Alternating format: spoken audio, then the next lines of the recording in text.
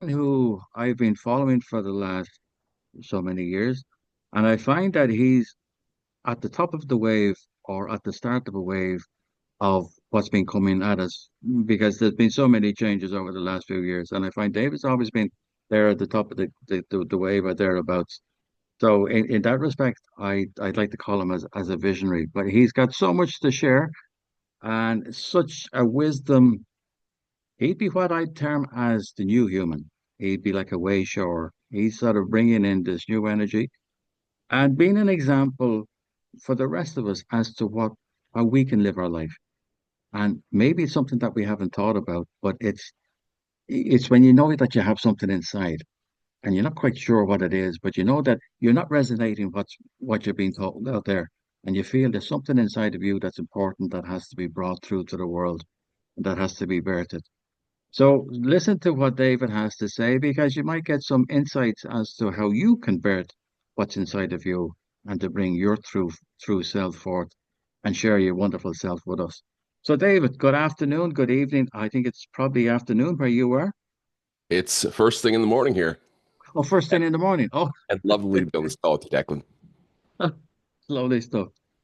So David, I know, like I said, I've been following you for quite a while, and I know there's a lot of very interesting things that you're doing, whether it's been the astrology or the trifecta that you've brought in, cryptocurrency. I know you've been involved with a lot of that, but you're Mhm. also very passionate about being living your authentic self and living in a community with likewise people who can help you for me, I believe it's all about collaboration and about people helping each other.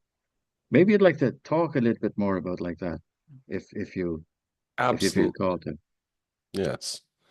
Well, I think it really is all about starting with the authentic self. Yeah. When you have an authentic self, you no longer have a job description anymore in the conventional sense, because all of a sudden that's fixed identity that we tend to think of ourselves as, oh, I'm Dave, the engineer, the dentist, whatever people identify as just the ordinary person, the guy next door, these type of things, they fall away because your authentic self usually has some form of radical expression. And you mentioned a list of things that I have done. And I feel like those are explorations that end up happening when you're being true to yourself because you're kind of moving with this felt sense connection to the present moment and to where things presently are in the world at large. And you're orienting yourself in a direction of greater exploration. And sometimes that means you're going against the grain and you're going into areas that for others might be socially uncomfortable. And in the end, what happens is you can feel a little bit isolated through that process because you're not really conforming with what other people's expectations are, but you begin to find the other weirdos, the other people doing the same thing. And then that becomes very inspiring and liberating because for the first time, maybe you're seen in your authentic self as your authentic self while witnessing others reciprocating the same behavior in themselves. And that's where I feel the bonds of true companionship form. Absolutely. I mean, I myself have noticed a great or an increase in little pockets of communities popping up all of the self, whether it be people of a certain age who don't really want to go into retirement homes or don't want to go down that route. They want to be connected with spirit, but not in a religious sense of view, but who want to have one with collaborating where they can be creative and be self-sustaining and grow maybe their own vegetables or have that support system there if they need it. It's something which I'm still only young. I mean, I'm 64, but thinking down the line of where I would like to be in the future.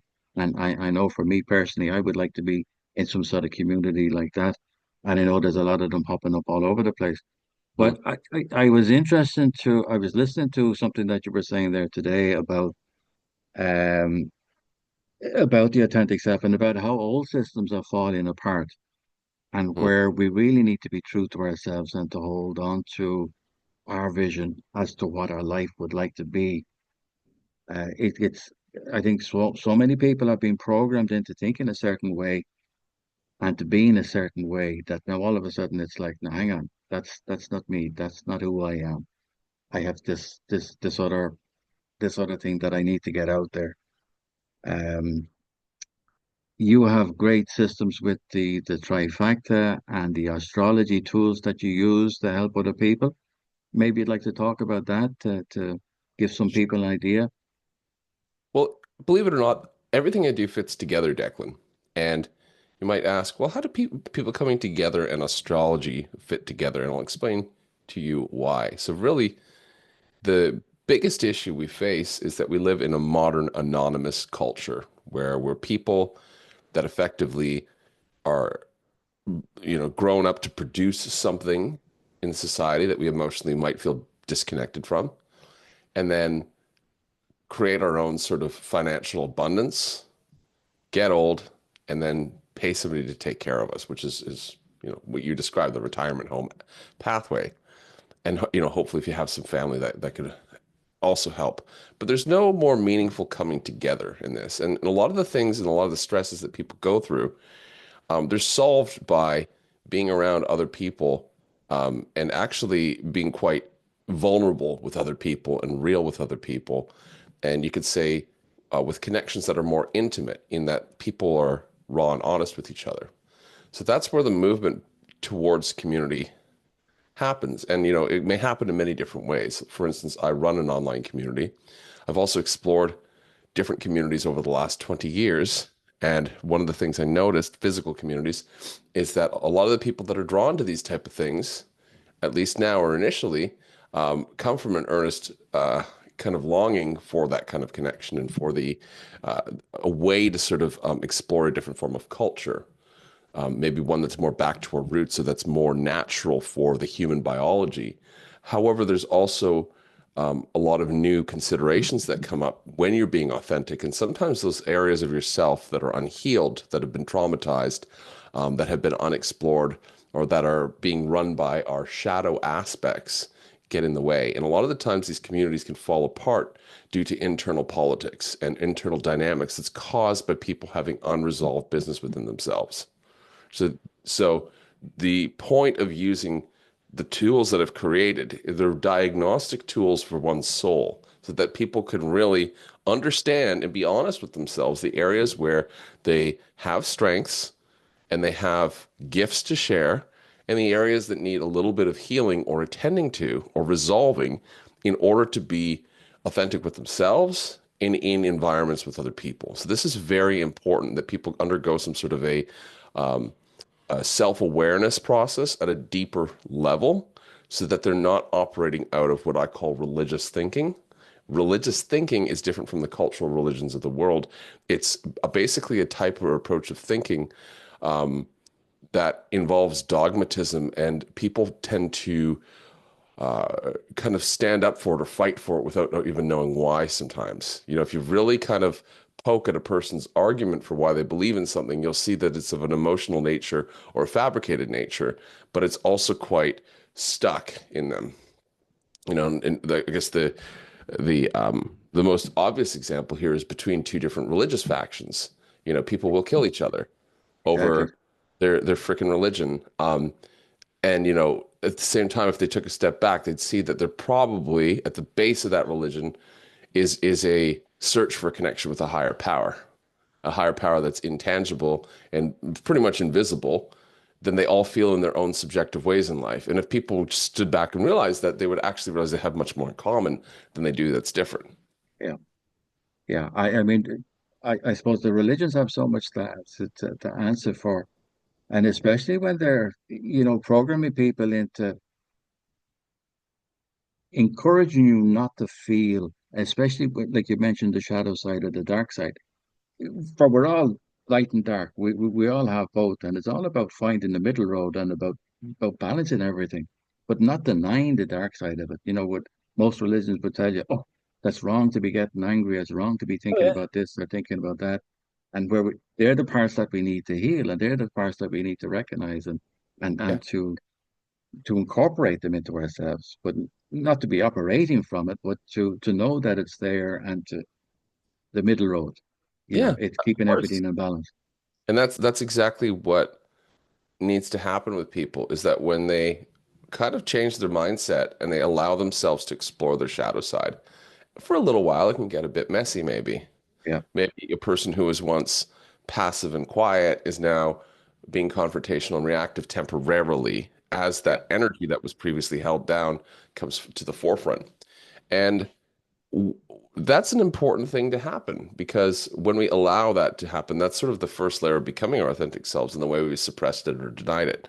But you don't want that to happen too much because that can be a process of months or years with people, and you don't want that happening too much when there's other people around who resolve that are trying to get on with building something new. You want the entire collective focus to be on that. So that's why I'm encouraging people now to get to this point of knowing themselves and being authentic with themselves. And running an online community basically means that, I put out a lot of content and I do a lot of things for people. I invite people to a lot of gatherings and workshops online. And a lot of people correspond with me and we link up with, each other around the world digitally. But there's a deep feeling of satisfaction. It transcends the feeling of I'm running an online business, which, I think I am doing if you look technically at it, into gathering people for things that bring us closer and sort of transcend the bonds of just like, followers or, engagers and actually go a layer deeper with the intention, and I'm being very clear about this, of actually getting land and exploring different types of functions on that land where people can come and they can explore a different form of culture. And the type of culture that I'm referring to is specifically one where everybody is accountable to themselves. They're moving from a place of authenticity, and the activities and resources on that land are much more natural and harmonious with the human biology. This is one of the biggest issues and probably the driving force for me that's been here the last 20 years. And I'm actually thankful for the last 5 or 10 years because now it's woken people up where they say, okay, I've got to explore something different. It's too freaking expensive to live in Yeah. this degenerate society that's becoming full of crime. It's becoming full of, mentally unwell people. And I'm just watching the things that I grew up with on the decline. Well, they're supposed to decline because they were never built with longevity in mind. They were never built with um, any adaptivity to nature's sort of silent weave through creation. Anything that doesn't honor that is not going to last. Yeah. And isn't it amazing too, like how we're brought up to think that nature is out there and we are here, where really nature is us and we're nature. We're all part of the same thing. And it's only when we work in tandem with nature, when we realize that we need nature as much as nature needs us, and that we're supposed to be working in the collaborative sense of form, that nature will nurture us if we nurture it back and take care of it instead of doing the daft things that currently is being done all around the world. When we work in tandem with nature, nature gives us everything that we need. It has everything. Yeah, We just need to be more respectful of it and mindful of it. That if we as a body get a cold, we shiver and shake and to get rid of the cold. Likewise, the earth, Mother Earth, if it gets too much of one thing or the other, it'll shiver and shake and create earthquakes or storms or whatever to get rid of the malady. And mhm, it's just nature's way of rebalancing itself. yeah. I guess the important thing here to distinguish between, because for some reason when people hear going back to nature, they think of this like hippies in the mud type of Yeah, scenario, or these people who are hugging trees or something like that. And that's, that might be an individual's expression, and that's perfectly fine. But when I really look at people who are following nature, they're really just following their own true nature that links into the Earth's nature that is holistically intelligent. It can't always tell you why immediately, but usually hindsight is 2020 on behavior. But essentially, what it is we have like an antenna in us, an antenna for cosmic signals, and are the signals we're listening to a harmonious bridge between the cosmos out there and the Earth under our feet?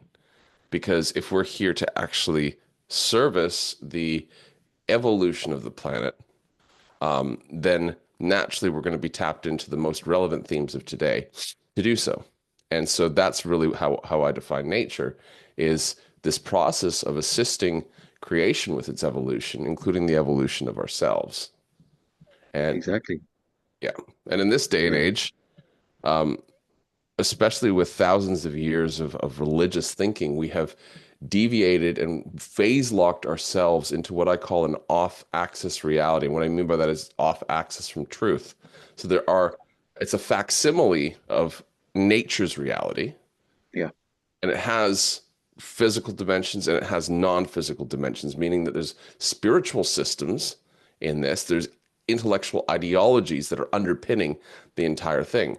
And the underpinning of it is you can either believe I'm a part of creation, I'm an active part of creation that is here with a purpose, with a role, and I'm going to serve that purpose. Or you could believe the story and the philosophy behind the off axis, and that is humans are a random mutation that somehow arrived on here, and they're flawed, and they need to be corrected by external measures. Now, this has been the exact philosophy that's been used throughout time at different points in time that have been very accurate with astrology.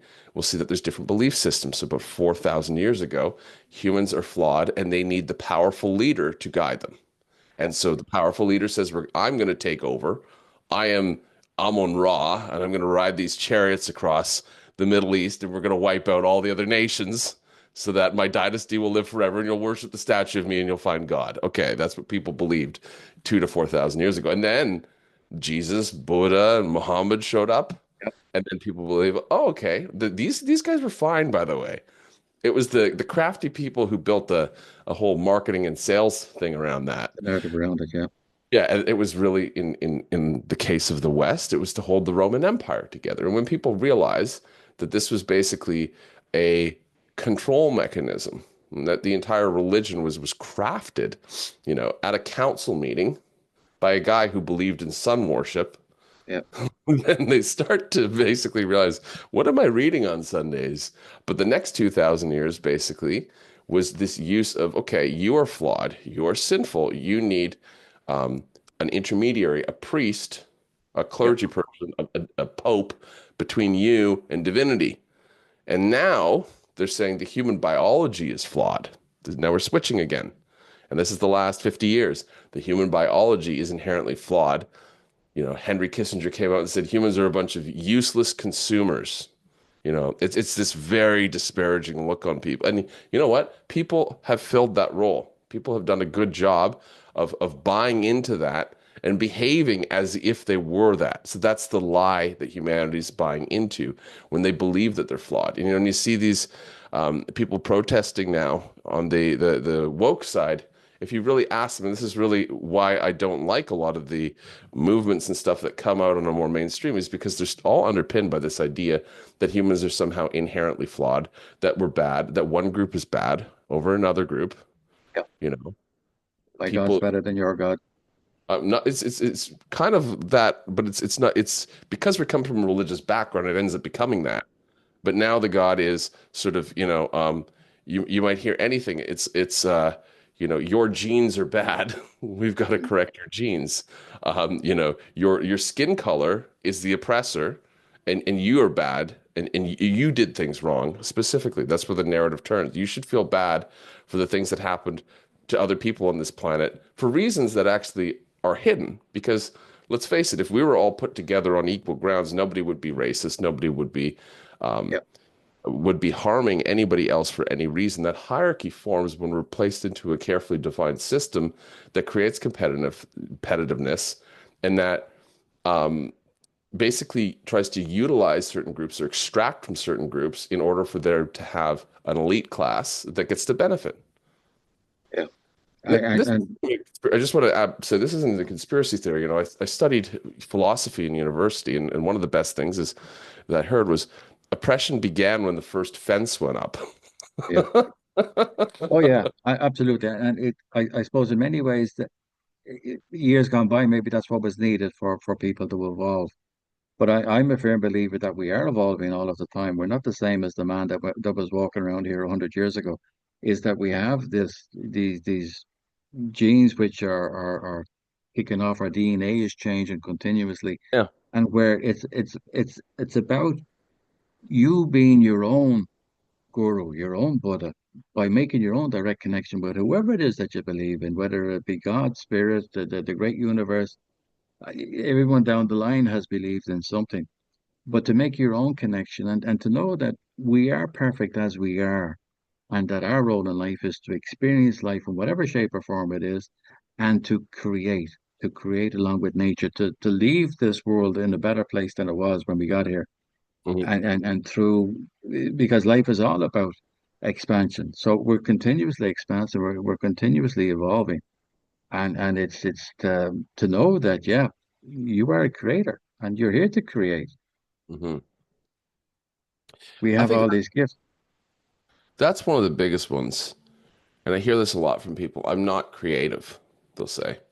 Yeah, I'm like, well, BS, but that's what you believe about yourself because you've denied yourself your own creative force. yeah, And I mean that happens when it's common I think in every Western country now to grow up, it's pick something of study that thing until you're 20, and then maybe even longer until you're 25, and then go off and work in that field, right? Or if you don't study something, you'll kind of float around for a couple years, the best years of life to float around, in my opinion, but then realize that at some point you need a job, and that job eventually creates yeah, an identity for you.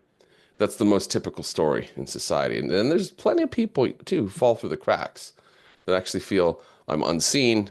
I've just sort of grown up. I'm a big child, but I've never really explored myself. I don't even know what that looks like. And there's nothing to support doing that. There's basically just this context of consuming things and building a strange prison for ourselves collectively. yeah. And of course, I suppose that's what most people are used to living their life, and given their power, or not taking responsibility for themselves, giving the power over to somebody else or something else or the government. Uh, because I think that it's only really when we start taking responsibility that I am responsible for my life and for what I do and for what I don't do. And if I don't have enough money, well, it's on me.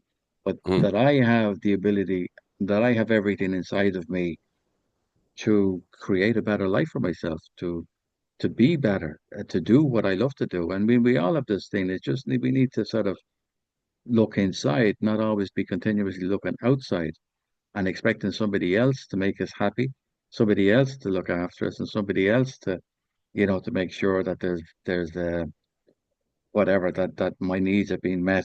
We need to start looking after ourselves, and to take responsibility for ourselves. And I think once you start doing that, you're not going to be such an asshole, and you're not going to be out taking and abusing people. That I think you'll naturally have more respect for yourself and for other people, and want them to also be their best version of themselves. Yeah. I mean, that's pretty much what happens when you start to make positive changes in your life. Your actual experience of the outer reality changes because your subconscious mind is sort of projecting the world based on your beliefs and based on your current snapshot of all the layers of you, conscious and unconscious. So if you believe that the world is a miserable place Yeah, and that's what that you'll get. you're gonna really see, your brain's gonna be filtering that. This is a neurological function. It's not new age woo woo because there's basically 2 billion data points we're bombarded with at any point in time, but our brain, the left hemisphere of the brain's only capable of handling 2,000. So Mm, 2,000 out of 2 billion data points. So it's got to choose which ones are important. And if it's choosing from the same repertoire of conditioning, it's always going to be picking the yeah, same things over and over again. There's scientific studies to prove this off and tell one about people who consider themselves lucky versus people who didn't consider themselves lucky. yeah. Uh, and I'll just tell you what it is basically they did a study. There's I think 48 participants that said they were lucky and 47 participants that said they were unlucky. So they sat them down with a newspaper and they said, okay, I want you guys to tell me how many pictures are in this newspaper. And so the people who consider themselves unlucky, they read through and they counted, I think, anywhere between 50 and 54 newspapers, and it took them 4 minutes and 58 seconds on average to do that. Okay, so they read the paper, they looked at it, they counted the photos, cool. Now, the interesting thing was the people that were lucky, they all arrived at the number 52, and that they reached that number in exactly 7 seconds on average. So how do they manage to do it pretty much 100 times faster, and how are they spot on with their accuracy? Is there some luck? Well, actually, as it turns out, there was a piece of text on page 3, and the piece of text said, "Please stop reading this newspaper. There are 52 photos in the newspaper, and you can just close it and sit here." And so the people that are lucky are people who are viewing things outside of their chosen task. They don't have their blinders on. The people that are unlucky are people who basically Thank you. have their blinders on. They have so they can't see the other things out there, and they can't see the shortcuts. They can't see the positivity. This study is one that I retell the story a lot, because when you hear it, it kind of gives you the sense that what am I missing in the way that I'm perceiving my reality right now? Yeah. And we're all missing things, right? I work with a lot of entrepreneurs, and there's a reason why, two people can do the exact same thing, and one person will be unsuccessful and not make any money to live, and the other person will be very successful and have more than enough money to live and enjoy it, even though they're doing the same two activities, and they may be following a similar strategy. And the reason for that is because one person is doing it with all of themselves and with sort of a underlying mood of, this is great. I can totally do this. And I'm really here to help and to serve the world. And the other person probably has a lot of fear, a lot of self-worth issues, a lot of doubts about what they're doing, and they project that outward. And to be honest, when you're coming to know yourself and becoming radically authentic, it's like you have to basically face things that are uncomfortable. Like, for me, I had to face the fact that sometimes I sit down with somebody and I just make myself as dumb as possible and the words flow out of my mouth. And that's sort of how whatever I need to say gets said. And when I start to realize that it isn't about what I learned, it isn't about what I studied, it isn't about how smart I think I am, it's really just about being as dumb as possible, letting the words come out, letting them use my stories and my vocabulary and tonality of voice to express something. And who am I letting that express? Well, I'm not letting aliens do it, or I'm not channeling some being. I'm allowing that part of me that's deeper just to come through. The part of me that's tapped in with nature, that's tapped in with the cosmos, come through and speak and let it say what needs to be said. Because that part of me, I've just learned over time, it's the part that really loves everyone, believe it or not. And it loves everybody in a bit of a strange way, because sometimes that love comes out as tough love in a very joyous way. But I'm also here to say, on a collective level, it's not all rainbows and butterflies. We can get stuck in thinking that when we do step into our authentic selves, now we're in Oz. We go from black and white, from the Wizard of Oz, into this land of color with munchkins and everything's beautiful. But very quickly, the picture becomes much different when they realize there's witches in the picture, and they Yeah. realize that there's a problem here in Oz, and that basically is when we start to realize the underlying dark side. And the underlying dark side is that there's forces out there that are actively stopping people from reclaiming their divinity, their connection to a higher source, that are Yeah. actively doing it. And at different points in time, in some places, they will physically stop people from doing that, but it's more mentally and emotionally, through social policing. That's another way that it basically makes people say, "Don't look there," or "If you look there, you're an idiot." So people have to face immense amounts of rejection on the path. And even if you do find your like-hearted community, there's still a world of people out there that think very differently of you. And the interesting thing too is, if you look at the psychological development of a human being, and this has been researched in evolutionary psychology, we start off with more of this, the lowest end of the spectrum. The kind of person you see are the people who just go around and they take what they want. This really kind of animalistic. It's like, I want this woman's purse. I'm just going to grab it. I'm going to punch her and I'm going to run away. Like that, the kind of like criminal activity. But the next little grade up from there is basically where people are religious and dogmatic, and they think it's a zero-sum game. My God is right, your God is wrong, and I will be very loyal to my tribe, and I will fight the other tribes that believe a different thing. And this could be about any arena. This could be about science, religion, it could be about sports. We see this all the time in Yeah. sports. The next one up from there is when people become an expert They become the expert of their chosen subject, the expert of, like, "Oh, I've gone deep into Christianity, I've become a pastor." They have a little bit more of a nuanced understanding of things, but they're still very much about picking apart and criticizing. And this is where you see a lot of the rational materialists come out and they'll deny spirituality, and they do it with a lot of anger. And the reason why there's so much anger projected to people who have, you'll see in the next stage after that is that of the pluralist. And the pluralist is people who can take on many different views. These are like the hippies. So, the religious people and the rationalists, they don't like the hippies because they're a threat to them. They can't perceive that there's anything more evolved than them. That's the nature of the ego, right? So I can tell when I look at a person, I see them speak, where their ego has developed to. Is their ego basically big, bold, and in charge? Because that's sort of the peak of it is when they become a rationalist. That's sort of where the ego is the biggest. Before that, the ego is more dangerous. When they're in that religious dogmatism, it's like you see it on TV now. You see this with politics. It's like, Oh, fights break.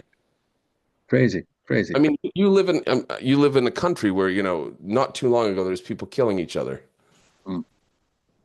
Yeah, over but this. I mean, it's still verbally. I mean, you just look at the politicians, and how entrenched they are in them being right. Where, if they were to drop all that and to Mhm. say, how can we make things better, Yeah. collectively?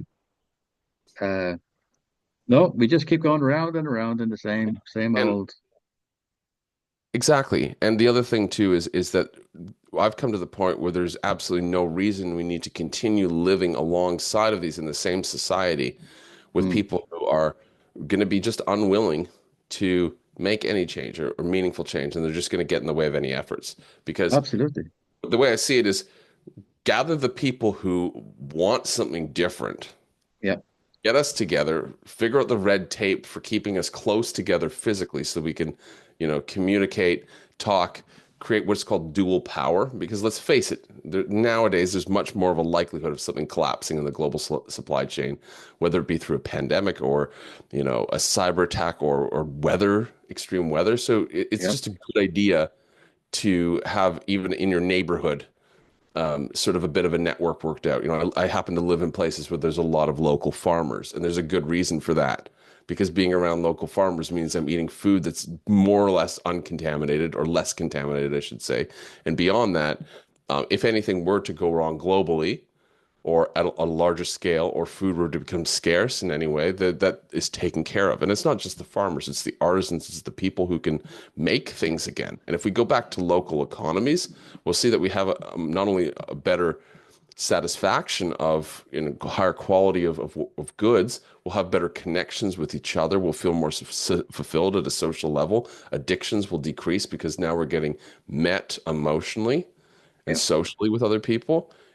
Being able to transact and interact with farmers and people who create their own things, in doing that regularly, does create this feeling of, oh, there's so many amazing people out there because these are literally people who love doing what they're doing. exactly.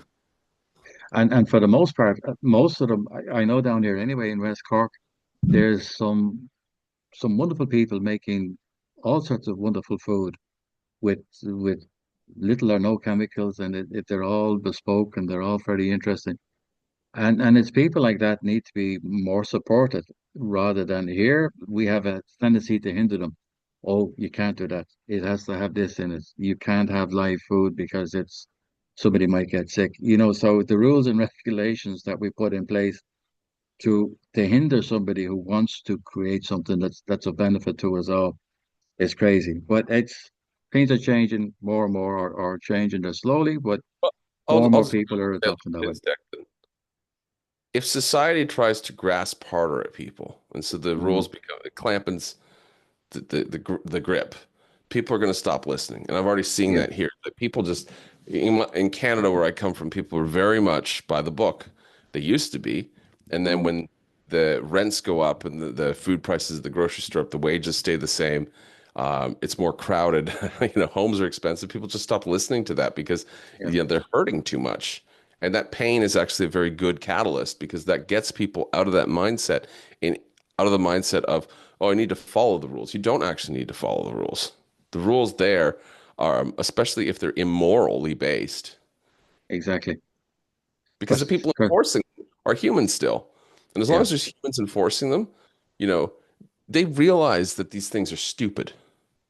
You talk to a lot of these people that are in these positions, and they're like, they'll usually sigh. They're like, "Yep, it's stupid," or they're bought into this too. And but you don't see um, any real valid argument for regulations on a lot of these things. They're no, basically there to keep the corporate interests happy yeah, and to keep the locals, snuffed out. I read when one of the driving forces behind Brexit was actually fishermen who couldn't fish, like local fishermen, because yeah. they were subjected to EU regulations around fishing that were so stringent that you couldn't have a small scale fishing business. It basically, the only ones who could afford to put in all these regulations and red tape were the larger companies. Well, it's set up like that. Yeah. And That. everybody involved in that primary industry knows that it's set up like that, but nobody else is listening in the cities because they're out into something else. Exactly. What kept. Listen, David, pretty interesting. We could talk about this all evening, but Huh? I said we could talk about this all evening, but we'll have to leave that for another day. Okay. So this is Declan Cavanagh talking to David Kahn. I hope you found it as interesting as I have. Thank you very much for listening.